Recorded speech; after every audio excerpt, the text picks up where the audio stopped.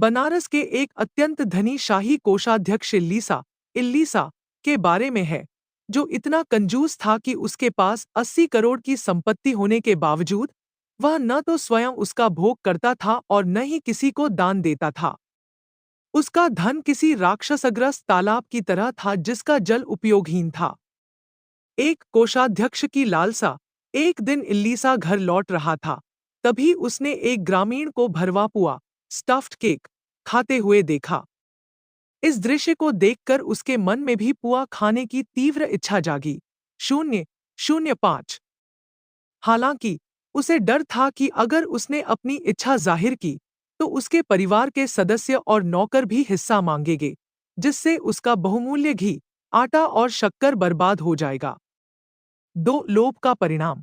अपनी कंजूसी के कारण उसने किसी को कुछ नहीं बताया और घर आकर बीमार पड़ गया। वह दिन-ब-दिन पीला और कमजोर होता गया, क्योंकि वह अपनी इच्छा को पूरा करने के लिए भी धन खर्च नहीं करना चाहता था।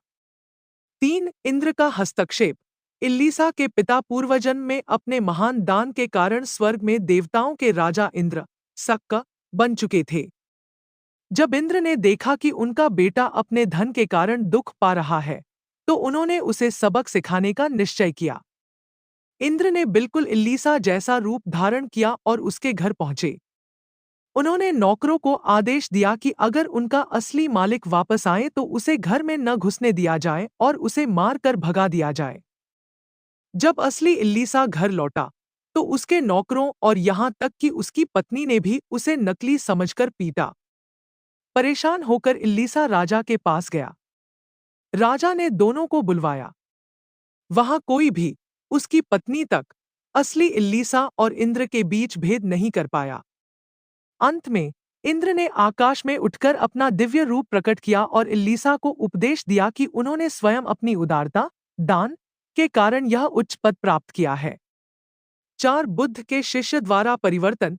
वर्तमान जीवन में महात्मा बुद्ध ने कोषाध्यक्ष की इस कंजूस प्रवृत्ति को देखा और अपने शिष्य महामोग्गल्लान को उसे परिवर्तित करने के लिए भेजा। मोग्गल्लान अपनी दिव्य शक्तियों से इल्लीसा की खिड़की के सामने हवा में प्रकट हुए। इल्लीसा ने गुस्से में उन्हें पुआ देने से मना कर दिया।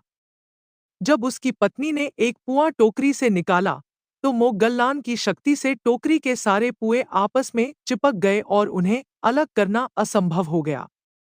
पुओं को अलग करने के प्रयास में इल्लीसा पसीने से भीग गया और उसकी खाने की लालसा खत्म हो गई। इसके बाद मोग्गल्लान ने इल्लीसा को दान और पुण्य का उपदेश दिया।